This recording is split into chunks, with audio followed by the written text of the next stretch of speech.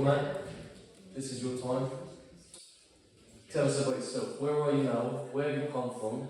Who are you, man? Tell us. Well, I think most of you are familiar with me as the prodigal son, the man who vanished into thin air, and now has returned to share the secrets. So, Matt, tell me, where did you go? Because who remembers when Matt used to come to church and used to be involved? And then all of a sudden he went, right? Where did you go, Matt? I went to battle with myself because the devil came with a vengeance. So I've always struggled with having a great chasm between who I am versus who I want to be. And I've always had grand visions, big goals, but my minimum acceptable standards for who I was were not in line with the visions I had. And this created such a deep mental hell for me because it would have me caught in a state of complete paralysis, not taking any action to change my destiny because I didn't even trust myself. So how did you feel on a day-to-day basis? Well, the day began and immediately the negative self-talk began. Give us an example. I don't want to say it out loud because it's very vile and disgusting the way I used to speak to myself. Does Matt keep this off? Would you think that about Matt? Seems very confident, isn't he? Now, it's very different now, Dan, because now I'm acting a lot more in line with the man I need to be to make my vision come into reality, which is all thanks to the grace of God who finally just snapped me out of this slump. So how did it happen? How did it happen, man? How did you go from such a low point of talking bad and negatively to yourself to being a bit more confident? A bit more bold in the way you speak, the way you treat yourself. What happened? It's a long process, very surprisingly not as long as you'd expect, because this is not the first time this has happened to me, but this is the most potent, this is the strongest comeback I've ever made, and it's because this time God was on my side, because I accepted God into my heart, and I decided enough is enough. I don't trust in myself, so I'll put all my trust in God. So what happened before? Would you say that you would trust yourself more than you would trust God? Would you involve God in your life? Not anywhere near as much as I should have. And I was still very sceptical about my faith and what God even was. But now, it's become a lot more clear to me. How do you know that it was God? What do you think? What are the signs? Can't you maybe that let you know? Hello. Yeah.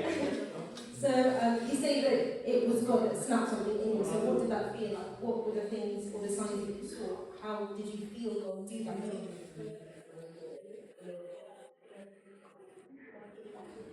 It's weird, but all of a sudden, I began a day when I started speaking to myself all negative and disheartening. And then I started to meditate, just focusing on my breath, and then something spoke to me. And now I can see that it was God. And all of a sudden a smile grew on my face that, wow, there really is nothing to worry about because with God on my side, I can accomplish anything. Because it finally gave me a realization that all of this time, everything I've been trying to do, I've been trying to do alone. But once I accepted God into my heart and started acting in accordance with how God wants me to act, everything changed.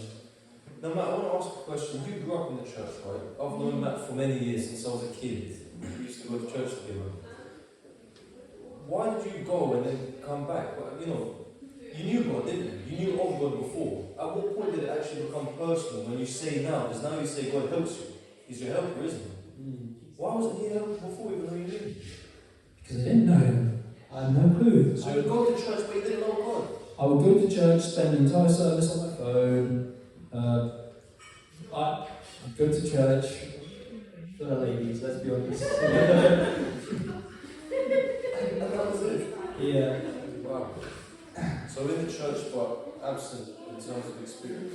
In the church, completely shut off to the actual Lord, which wasn't helped by my other not so holy activities that I was performing outside the church. So it completely just knocked you off, no solid foundation. You were essentially building on sand. I was building on crumbling mud, on just the... And then when life got tough, you crumbled right through. Exactly. As low as you've been.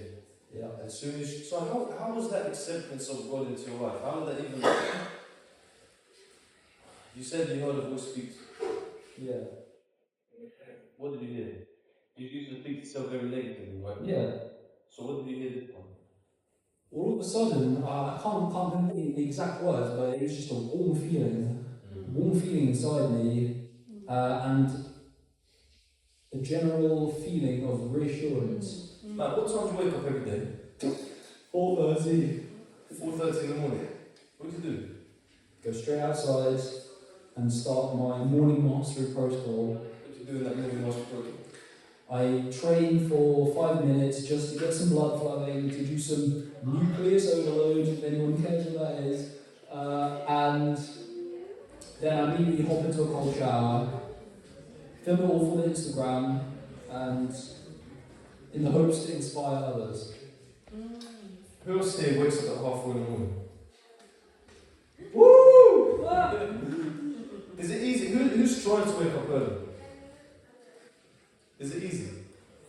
It's so hard. It's hard, that's It's very hard. Easy. Pardon? When I can, when the work is done. Sometimes 9, sometimes 10. Before 9 that would be great. It'd be amazing, but it doesn't happen every day. Do you still struggle with those negative thoughts? Yes, but I am so much better equipped for just blasting straight through them. Like, these past 2 days, for example, I have gone cold turkey on my last vice, which was caffeine, and if anyone knows, they know, it can really take a hold of your life and become something that you're dependent on. And because I've been going through withdrawals, some of these negative thoughts, limiting beliefs, they've come back. But now I'm a lot more confident in my abilities to obliterate them with the help of God, because God gives me the strength to do what has to be done every day. So, Matt, what would you suggest to someone if they were feeling that dark place and they're having these negative thoughts? What should they do? First things first, renounce your trust in yourself because you don't trust yourself at this moment. So just stop trying. Put your faith in God and ask God not to change the circumstances of your life.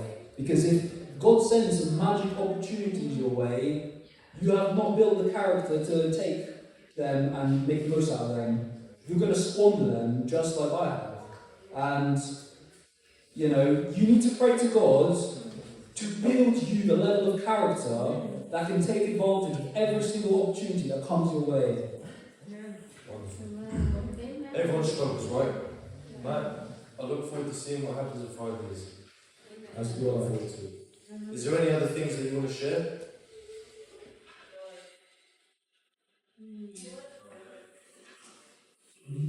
Not that I can think of. Do you have any questions? Do you have any comments? Well, that's about it, Matt. I mean, Matt used to live with me, and I remember seeing how Matt would struggle, he would try and find himself. And now when I see Matt on Instagram at 4:30 in the morning, 5 in the morning, doing these exercises, it takes a lot to do that.